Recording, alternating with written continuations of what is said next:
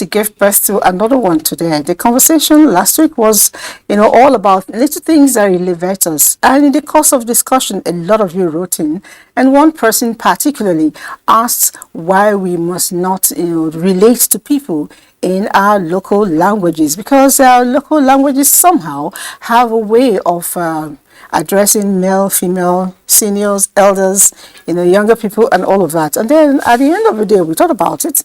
We decided today that we'll be discussing our language and our identity, because somehow a people is defined by their language. And I'm told that certain professors and school of thought have actually stated that language is, the transport with which culture is transported from one generation to the other. I am Igbo, and I know there's a Tif woman here. Anya? Tif woman there, Anya, how does that work? Okay, unde nana. I'll be good. Unde nana. Okay. Anya nguni, but that is for Idoma people. So I think to my fellow Tif people, I'd be saying Ninde nana. My name is Diva Mom, and it's a delight to be with you this morning. What's mom? Ekule lankarale ekwerona lankerono mo ki gbogbo ju tó ń wò wá lórí ètò yìí láàárọ̀ pé ẹ káàárọ̀ àjírebí. Good morning to our viewers. My name is Titilade Adejobi Olagoke. It was very, musical and romantic. Was that just greeting, or were you singing a love song for us? Okay, I greeted them, but I added some spice to it. If you had told me, I would have added spice. I now look like I don't know how to say the whole thing in my own language. I hope I should be able to spice mine too. Go ahead.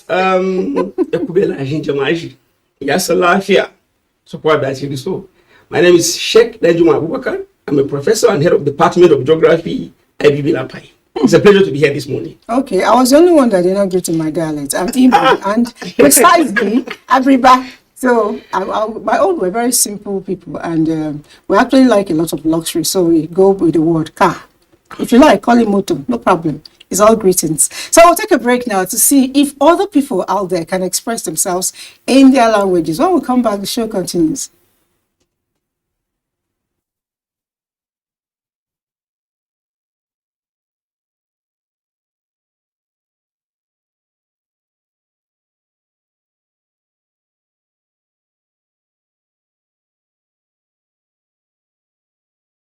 Good morning Ibra means and Waharada, then good afternoon means Nyangorodu, and then good evening means Nyangoruba.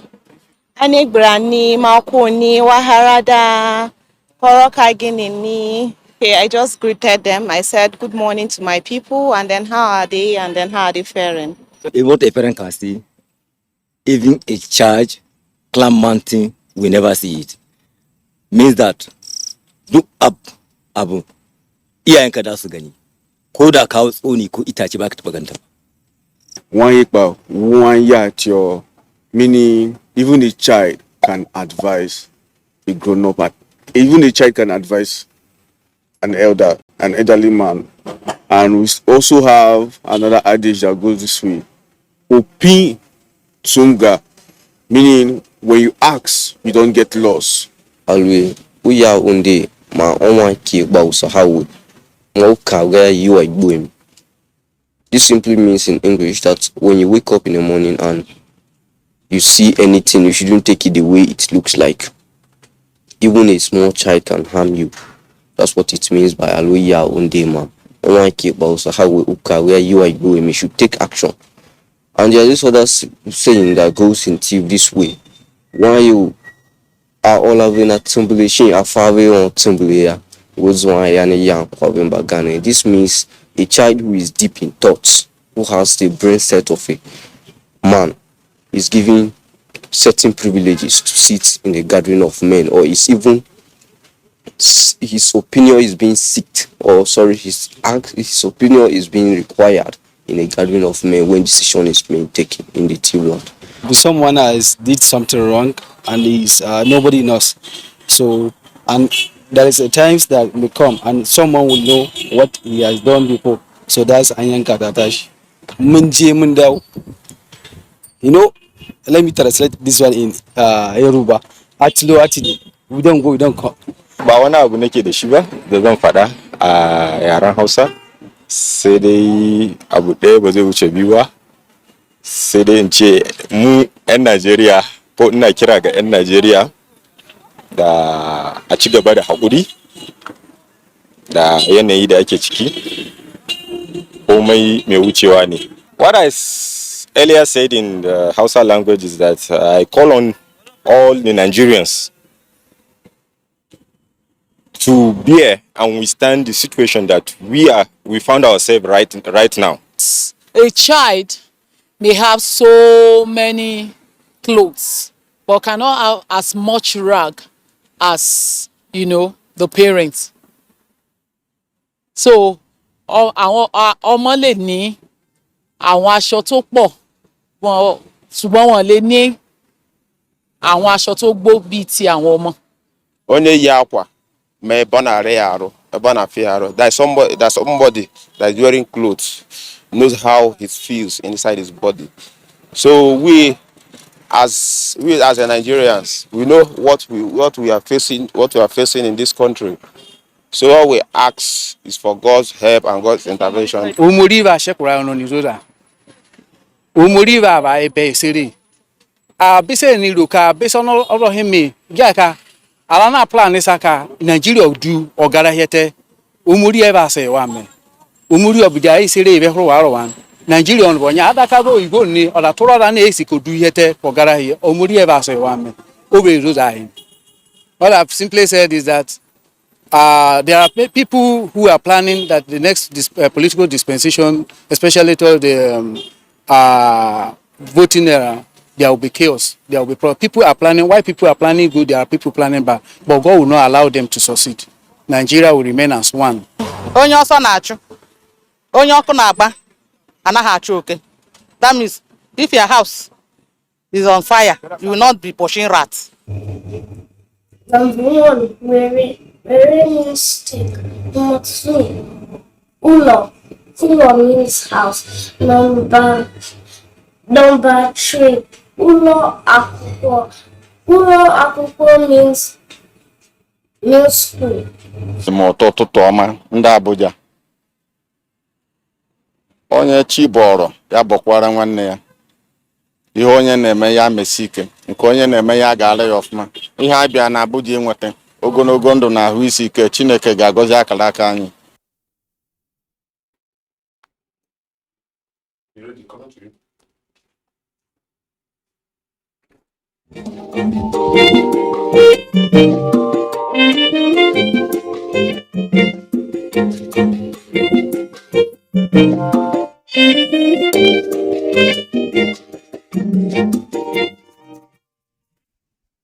Let's just say that at the moment it's conversation happening in NTA languages because we saw a lot of them. The last one was Igbo, and he was actually saying a prayer. And when people tell you, give you prayers in the local dialects, it's either you say Ami or you say Ise. So can we just say this? Anyone you have Okay.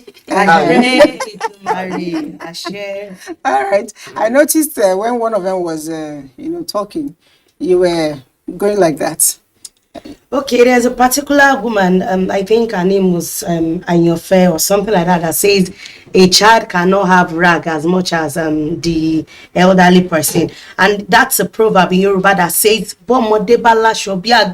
it means no matter how rich, no matter how wealthy, no matter your position or level, you can never be experienced as much as an elderly person. Even if that person is poor or doesn't have money or is not as rich or as influential as you are, but the experience he or she has gathered in life, you cannot compare your own experience to the person because you are just growing up, but you met him or her there. He or she has been through a whole lot in life, so he or she knows better than you. You know, a little bit contrary to what you just said, a young boy was told, that he's too small by his elder brother.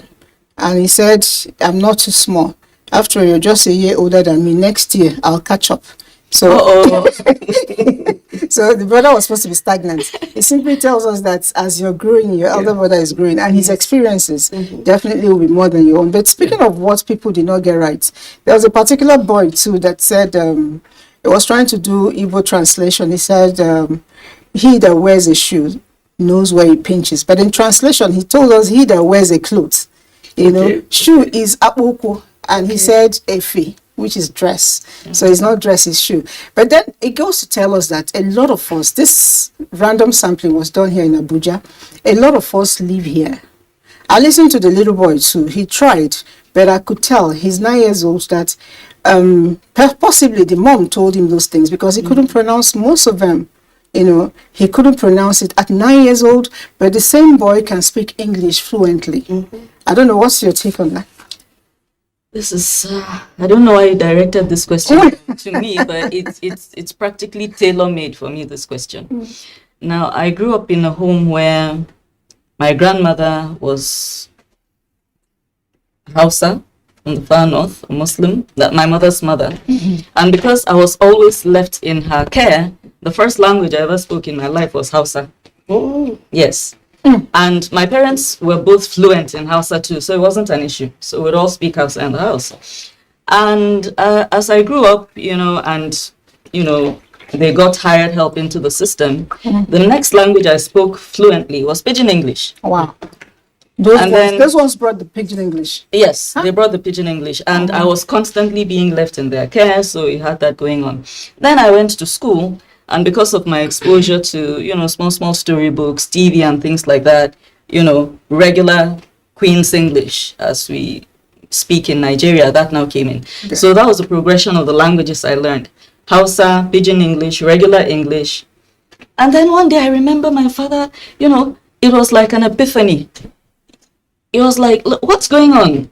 Nobody's speaking my dialect. My wife is Tiv, I am Tiv, and our child is fluent in Hausa, Pidgin English, regular English, and I was struggling with Tiv language so much that it was completely... No, that's like, I'd come to my dad and say, your friend is looking for you, when it's actually a relative, like your brother or something. Yeah. So that's why you couldn't embellish your Tiv at the time we started the greeting. Oh, no, I could, but I thought we were meant to keep it short.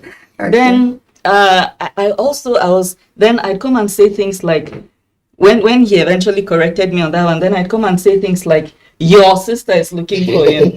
And we don't do that in Tifland. No, in African tradition, there's nothing like, my father's sister is my aunt. Oh, yeah. Things like that. So he had to start correcting me. Well, she's my sister, but technically she's your aunt. So you're supposed to come and tell me your aunt is, because, that need for that family. So my dad was so worried about this that he ended up getting me storybooks in Tiv language, and he'd take the time and sit with me. He was more fluent in Tiv than my mother, so he'd sit with me, talk with me, so I can read Tiv better than I can speak it. Oh, weirdly enough, I read. That is strange. How come you can read? Because of the storybooks. Oh, okay. And he would sit with me and teach me how to pronounce different words and why they were spelled in a specific way and things like that. So that is a written form different from the spoken form?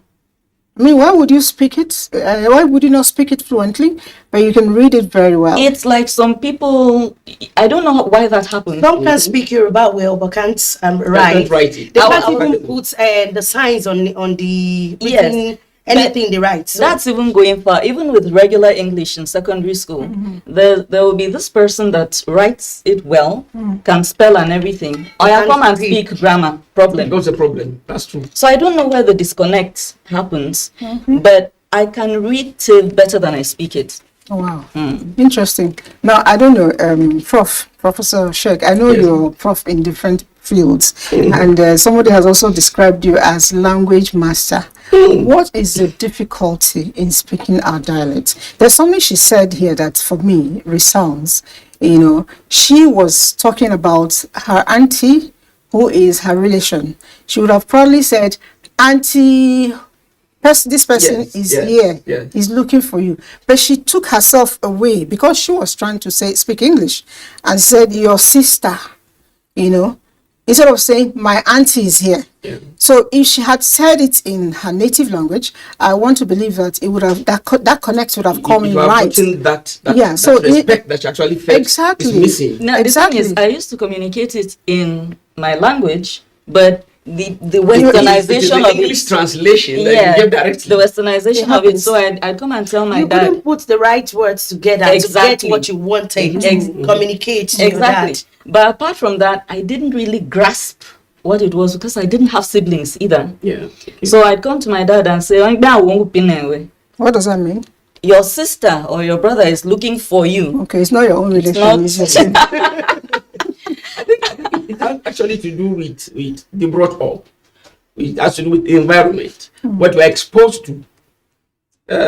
If you're exposed to the real root, the respect in the language, as it were, between the mother and the daughter, which some of us missed, the translation or the speaking in English, if you are bringing it to your own dialect, you bring it based on what Africans, what we are expected. There was a cultural disconnect. Yes, there was that disconnect because of the environment and the brought up. Yes. So again, to your question, the difficulty is as a result of the family disconnect is in terms of communication.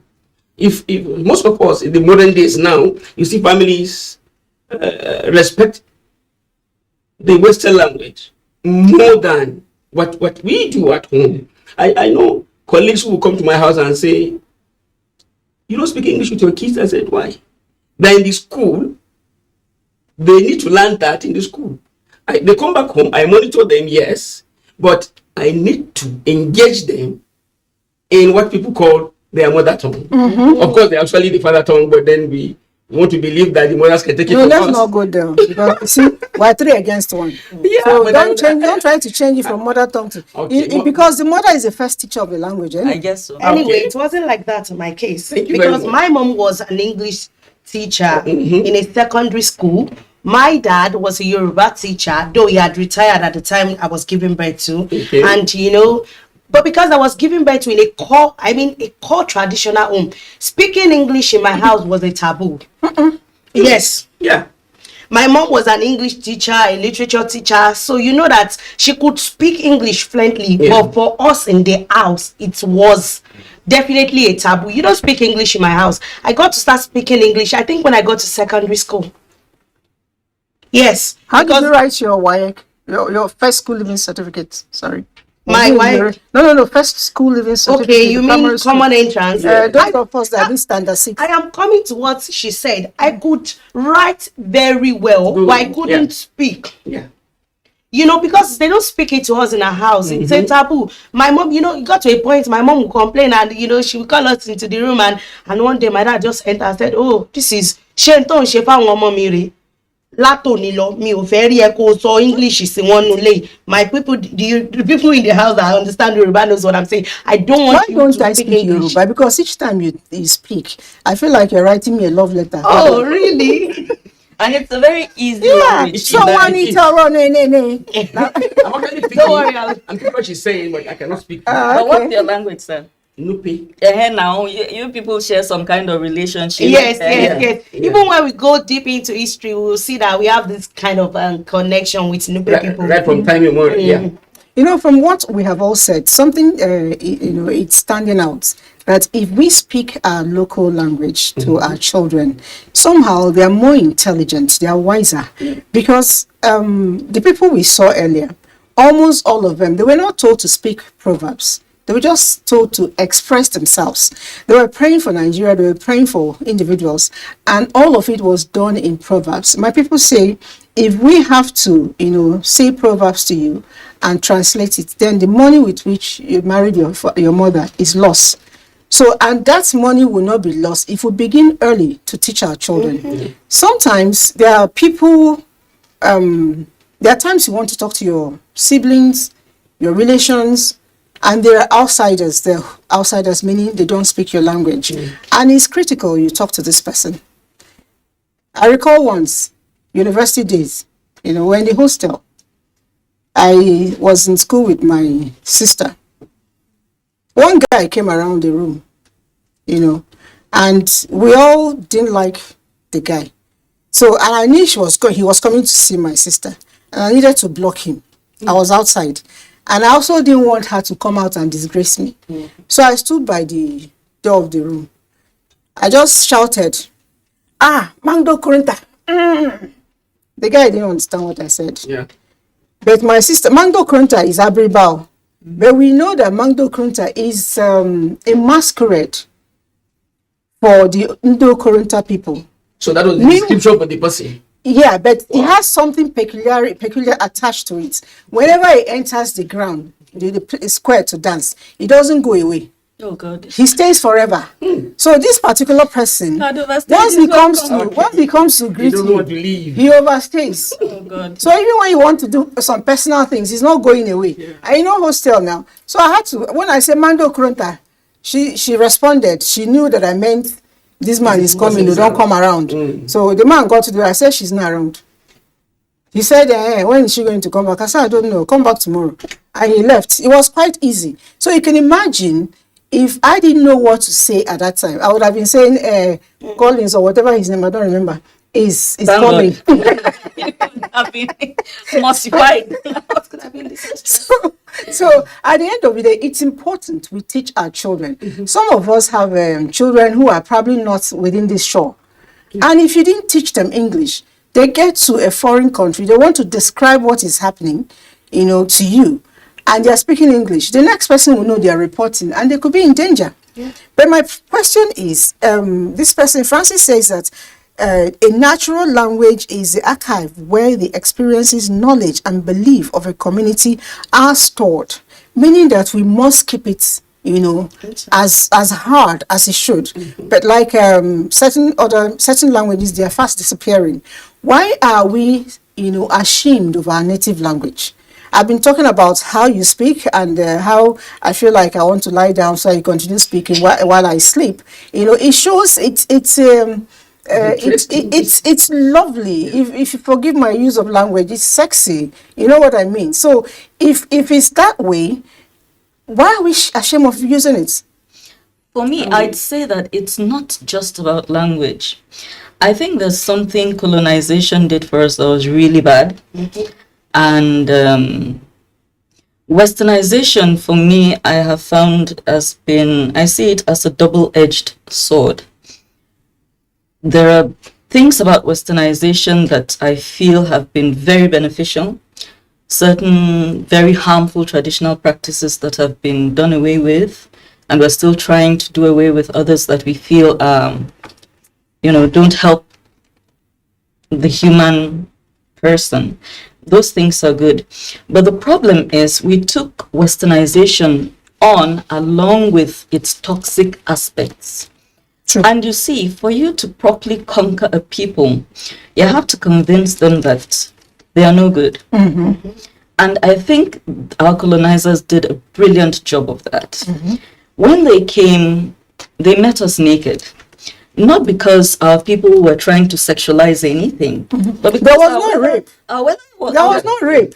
It was about weather. Our climate is hot. It doesn't make sense to wear so many clothes. So practically everybody was naked, and yet there was no immorality. But they came and told us we were savages because they experienced winter over there and they have to clothe up seriously and all that. And it became part of them, so that even when they came to a very hot environment, they couldn't do away with it. And they succeeded in convincing us, you guys are naked because you're savages and we have clothes and we're so posh and everything. And from there it went on to, your religion is also bad, your customs and traditions are also bad, and everything about us is good. Hey, look, our religion is better than yours, our language is better than yours, our clothing is better than yours, our food is better than yours. And we bought into this nonsense hook, line, and sinker. So that the typical, let me speak about Nigeria. The typical Nigerian only feels posh to the extent of how westernized he or she is. Yeah. And nothing could be worse. Now, let us take a look at Asia, where there was serious pushback. Today, these same people that colonized us are learning Mandarin. no, I mean, like, nobody take offense. I've heard Mandarin on TV. It sounds like there's something wrong. I mean, like, the language is all over the place. And these people are bending over backward to go and learn Mandarin. That is what the Chinese speak. It is a very difficult language. You know why? The Chinese have essentially stuck with their religion, their customs, their tradition, their brand of healthcare. A place, even when they can speak English. They are giving a speech. They'll read their speech in Mandarin and rather have someone interpret it. But that's the same thing with the Arabs now. You know, that's what they do. You will see people who have schooled at Harvard, they're sitting in a UN meeting and they're speaking Arabic, and it's up to them to, and this person can speak Queen's English beautifully. But you see, the problem is the black-skinned man at some point was convinced that you are subhuman.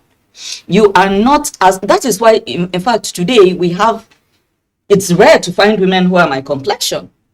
I'm taking it there because because I'm fair doesn't mean you are naturally light-skinned. But I'm saying that most women today aspire to have your complexion even when they ordinarily come like this, because your complexion is closer to what the white man looks like. That is the extent to which we have been polluted in mind. There are people brainwashed. There are people who cannot relax and enjoy Nigerian music, and Nigerian music today, not until Nigerian music was being played in the malls in the UK. That was when they started realizing, Davido music good though. Burna Boy self no bad. But they didn't know this until they went to the UK and saw white people vibing to Nigerian music. So there's a particular white man on TikTok. There's a particular white man on TikTok, and you know, he does this. There's this song that says, I can't remember the person that sang the song. The man was doing like this. I was that, and I looked at it and said, okay, look at this white man vibing to our music. Then when you tell my people to come and dance on it, especially the youth of now, ew, I don't know, do you mean they start speaking Queen's English? No, like, the minute they see that white man doing that on TikTok, you understand? So it's our mentality. We were brainwashed into thinking that we are less than, and it was important for us to be made to feel subhuman because they needed slaves. You know, and if you don't feel less than, you will not be subservient to another person. What's most painful about this brainwashing of a thing is respect. You know, because from my tribe in Yoruba, we love respect so much. Eka Soma, Erorama. You know, somebody will tell me that in your language, they have greeting for everything. Eka Boma, Ekulema, Eku Ojoma. They will greet for weather, they will greet for naming, they will greet for almost everything. And you know, because our children, they don't understand our language, or because they don't speak, respect in Yoruba culture is going into extinction. Maybe because I'm so particular about respect, that's why I'm talking about this. You see a young lady, and you feel like, okay, this one should know that as a Yoruba person, when you're coming towards her, she stops. She allows you to go out or come in. Then she takes your bag and say, Auntie knows there's a particular thing I do for her. Whenever I see her, Auntie, welcome, bring your bag. She say, you, this Yoruba girl, why are you always doing this to me? I said, Auntie, I cannot change because that was the way I was brought up. My upbringing is really, really, really affecting my way of life. There's no way I can change. Definitely. Because it's been decades. So how do you want me to change? But I wish our youth, or let me say our children that are coming, would learn this particular thing. I know African, we are rich in culture. Our cultures are very rich, and traditions and everything, especially Nigeria. Yoruba especially. You know, our culture is so distinct. Let me just put it like that. I wish we can just imbibe that in the children coming, growing after. I like what you said about we can imbibe that. Because the family also has an issue. The parents has an issue. We've learned, no matter how little, of our traditional language and so on and so forth from our parents. But the way the parents are now translating or transferring this to the kids of nowadays, you speak your language to your child, and he replies in English. And you smile at it. In fact, we tend to correct their English more often than correcting yes. So the family has more to do than the kids, because it's what you show them that they show. Yeah, they learn more by imitating what you do. Yes. So if you're also the English person at home, your kids will definitely be an English person. You know, somebody actually says about the same thing. It says the issue about culture has to do with more than respect. It has to do with every aspect of our lives. The aspect of us humans have to revisit. Parents first, teachers then, our political and traditional leaders. We need to uphold culture in high extreme. It is then we can control our generation. This person didn't state his name, but definitely we agree with him. Let's see if we have a little bit more. He says, do you see my message? Oh, we see your message, please. And we've just taken it. If a boy is boyish and a girl is girlish, assess the ancestor of the ancestry. That's how your English is not very clear, but Yusuf, you could help us write this better. But let's see. Based on descent, elder distort, no good one destroy. God bless Nigeria.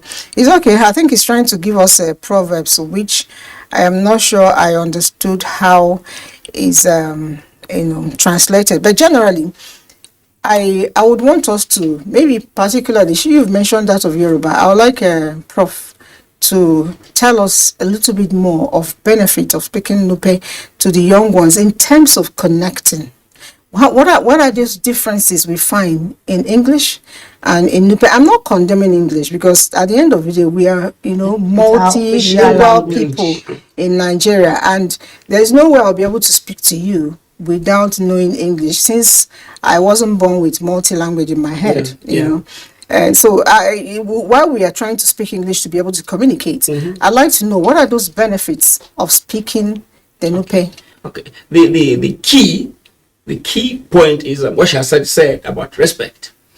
In speaking Nupe, there are elements in the language that speak to respect, that shows element of respect in the way words are pronounced and they are presented. Two, there are things that you need to say. You don't have to show any gesture. But with the Nupe language, as you say it, people know where you're heading to. For example, if I say Kasa. Kasa. Yeah. That's Abriba. It is sympathetic. Something is wrong. I'm sympathetic. Kasa is Abriba language. What does that mean in Abriba? I'm greeting my sir. This is not greeting. You see, that's why I tell you, somehow we are connected. Yeah, no, we actually are. Because it means something has happened that is touching you, your innermost part. In English, you need to speak 2-3 words. No, English will even tell you, hey, careful, you're falling down. They tell you, careful. Like, and instead of you to feel sympathetic, you get angry. Now, in Nupe, if you tell me careful or be careful, it's arrogance. Yes, it is. Everywhere. Yeah. So you see, to get that connection in communicating and knowing the human in us, we need to speak our languages. In Nupe, for example, if you can stand or even bend down or kneel down for an elder, but what you say is more important. It's more important. And in Nupe language, even if you are lying down, the way you communicate, somebody will tell you, is this one from the barracks? Is this one a footballer? Or is he acting? Nupe language tells you who has this kind of statement. In English, anybody can say anything. And then it could mean he's a teacher, he's a lecturer, he's male or female. But in Nupe, when statements are made, somebody can ask you, why is she talking like a man? Because there are statements in Nupe language that are manly, if that's that word in English. There are statements that are feminine. So the speaking of Nupe language tends to allow the kids and us to communicate at the level that we are supposed to.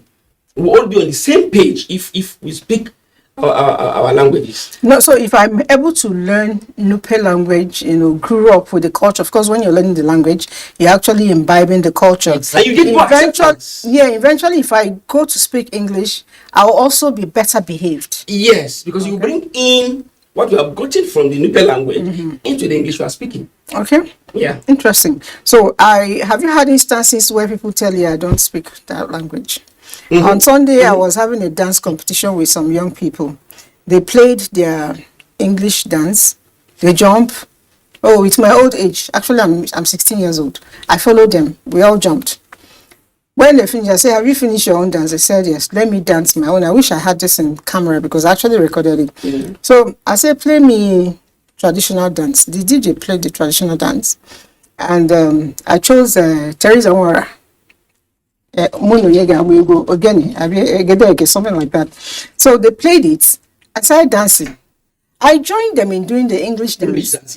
But when it got my own, they sat back. I said, why are you people sitting down? They said, no, they were Igbos, incidentally.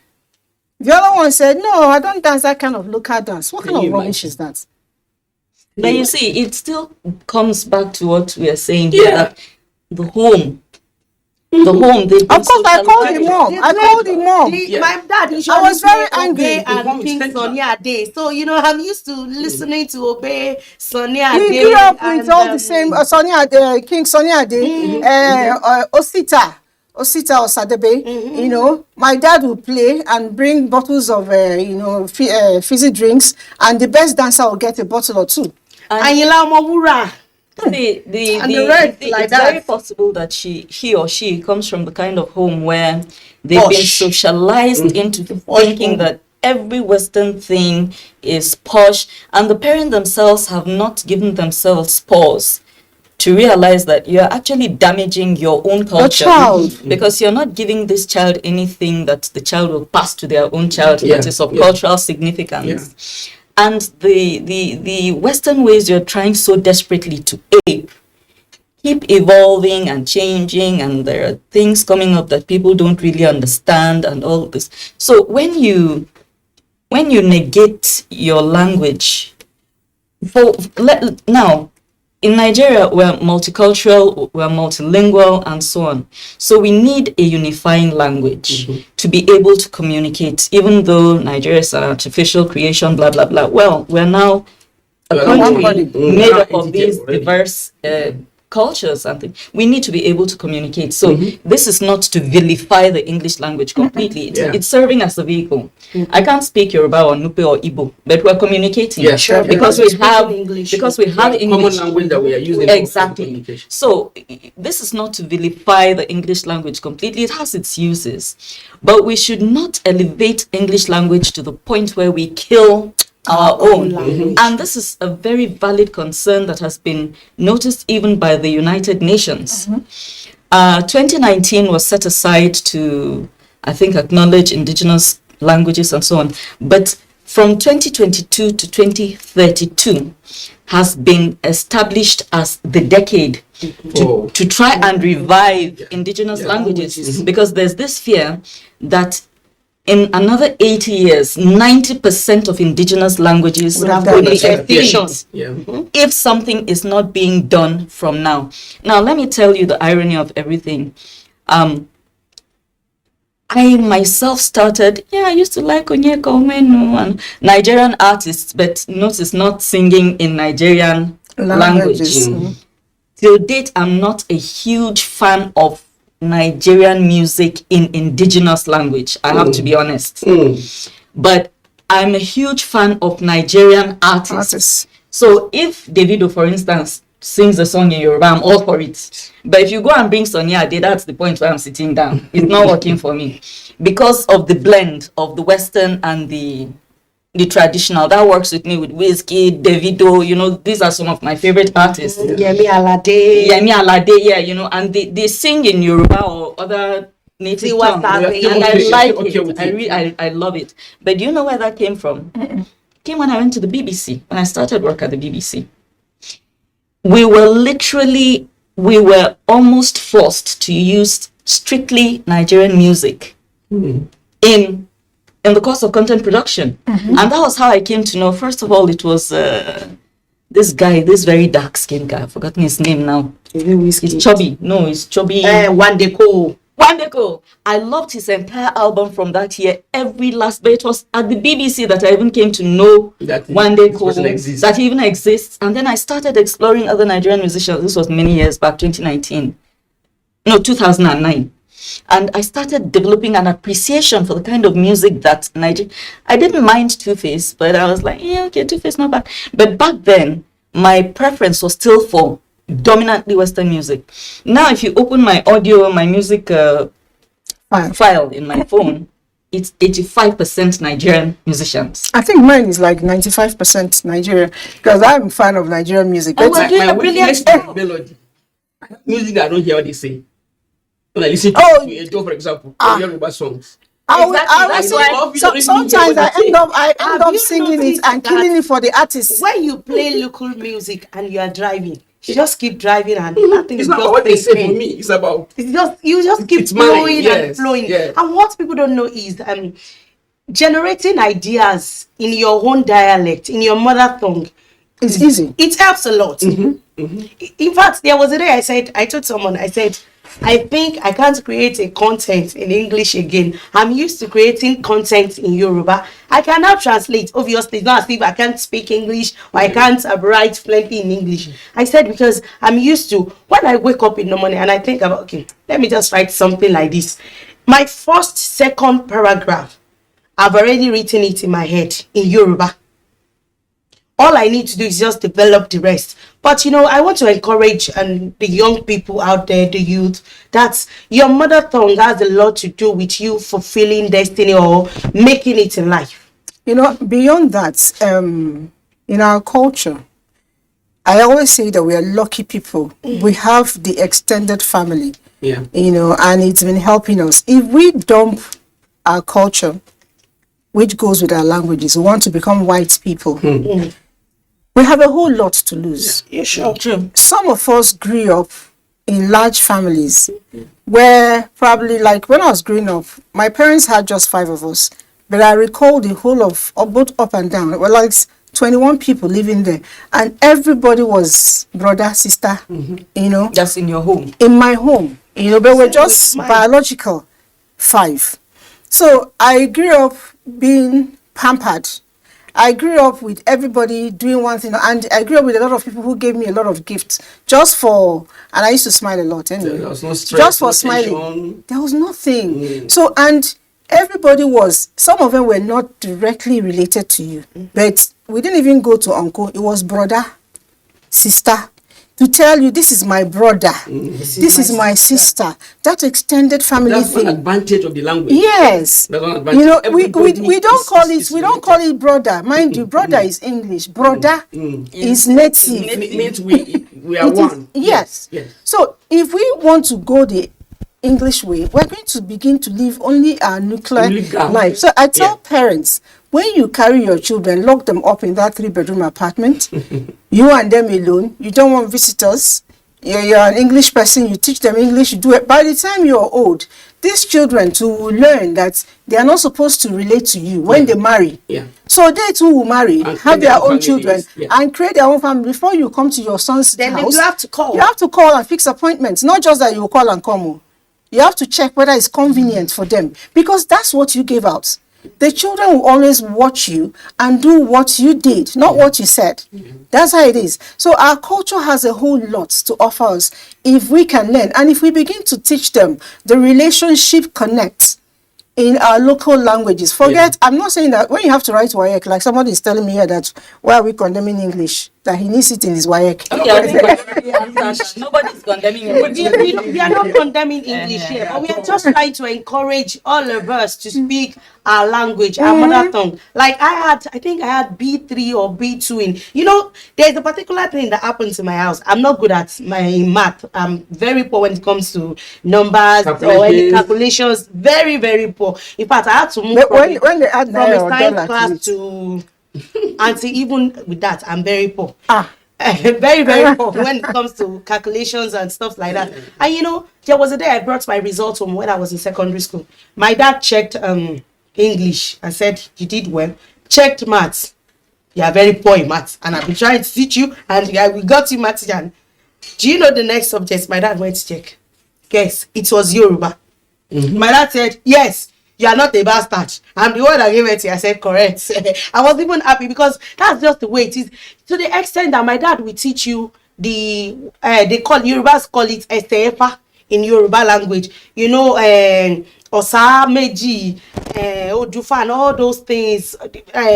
He made sure that the Yoruba is not just on the average level. You go deep and deep into it, that you understand the excess of your culture. your traditions, and how you're supposed to imbibe them in your daily life. Okay. I think youth needs to know that the languages, our language, it's more, one, comprehensive and wide. So you can play around and get more experience and intelligence in our languages than what you have in English, because English is more formal. So it has a structure, it has the beginning and an end. But for the mother tongue, which we're talking about here, sincerely, it has no limit. You keep learning your language till the end. You keep hearing new words and what they mean differently to different people, and how to actually relate. All right, so let's talk with our guests and who are not seated here.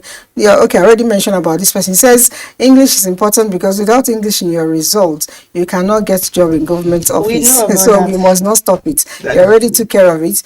Somebody is writing to parents. He said, dear presenters, let's there be balance in our views. As much as we have good aspects of our culture, also Western culture, there are bad aspects in our culture as well, in Western culture.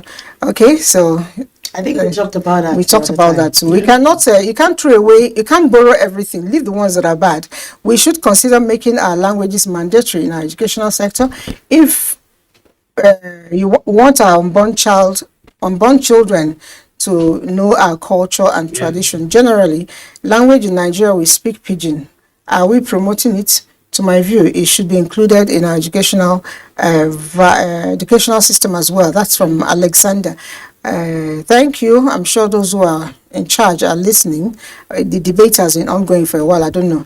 My name is Dr. Ahmed from Kogi State. All tribes in Nigeria should include their language in primary school learning, so that the next generation of our children will be able to learn our languages. Yes, and I love this session. Please let your youth know the value of their language and, of course, our identity. We'll quickly touch base again with the studio in here. I know some people are still writing. I'll try to take as much.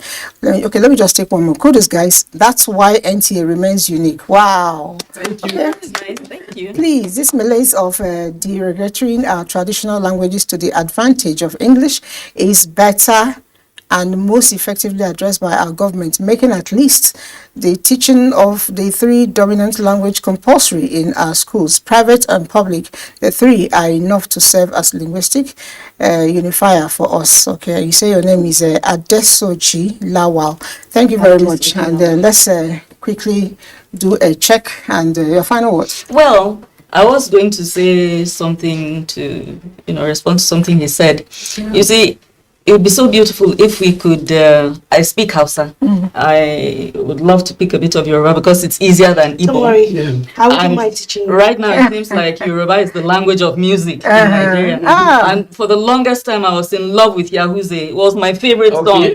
You're talking about beats and things like that. I had no idea what this guy was saying in Yoruba language. So Yahuze is Yoruba? Yes, there's like a whole, three stanzas in Yoruba language where the guy is praising 419, and I didn't know, and I loved that song because of the beat, and I still love it. Yahoo, exactly. One of my daughters was telling me my taste in music is so weird because I get so happy when I hear Yahoo say even now that I know the meaning of the song. So, well, that's music. I guess it's a universal language, right? So definitely. You go with the beat and forget the word. Your final words quickly. Anyway, for me, I think my final words are for the parents and the youths. Parents, we should try and encourage our children to speak our mother tongue. It's so important. It's helped them in the future. We might not know now, but later, by the time they start growing up, then they look back. And I want to tell you, you cannot give what you don't have. True. But you have it already, so give it to them so that they will have something to give their own children and the children coming after them too. Then to the youth, please, let's make use of our mother tongue. It's very important. Don't let us allow this our mother tongue to go into extinction, because àwọn Yorùbá ní ilé làbọ̀ sinmi oko, ọmọ tó bá sọ ilé nù ó sọ àpòyàkọ. Ọmọ tó bá kọ lẹ́sìn ni professor. Okay, let's hope that what you said is not an insulting. Anyway, for me, let me say one thing about the education system. And to those that matters, those that are at the helms of affairs. Even if it doesn't mean academically, there's a way you can introduce languages in forms of tradition and culture for students at all levels to have a form of annual or timely display. Let people go back home, taking their languages and tradition and culture for display. It will help a lot. And for individuals, particularly youth, that are going to entrepreneurship or activities, learn to get a slogan in your language. It helps. Thank you. It does help. Yeah. And with that, we wrap up. I just want to say something. I'm learning different languages every day. But there's one thing I don't know how to say in Igbo. Okay. I'm hoping that everybody who is watching, if you know the translation, help me. How do you say I miss you in Igbo? Can you say it in your place? Steve language, how do you say I miss you? It doesn't exist. How do you say I miss you? Aro ẹ sọ mí. Ewo. How do you say I miss you? It's negative. We don't have it. Or you can say, You can say We do in yes. Yoruba. Aro ẹ sọ mí, mo fẹ́ rí ẹ. no, in my language, you might say something like standing in a way, but it's been a while since I saw That's that. not When you meet, So I miss when you. you meet, I miss you. I miss you. Aro ẹ sọ mí is I miss you in Yoruba. Okay. I miss you is the take-home assignment for next week. Make sure We you don't write have it in. in If you know your language, whatever it is, just send us an answer if you know it. We'll see you again next week. My name again is Elizabeth. Ciao, ciao. Oh.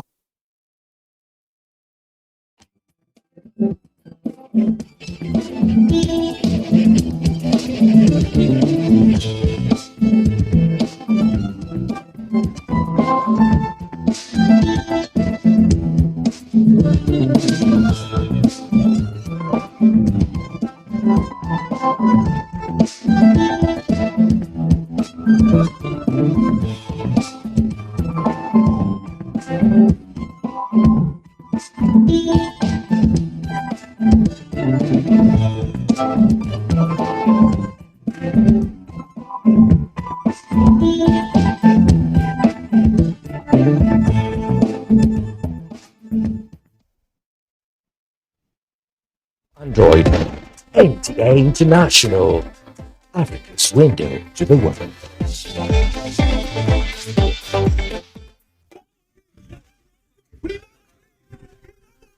What is happening? Your eyes are red. You are armed with a machete and a gun. See, I am angry and I can't even contain it. See, Oh, my guy, calm down. see, calm down. see, Oga. I have planned to go and destroy this fool's business.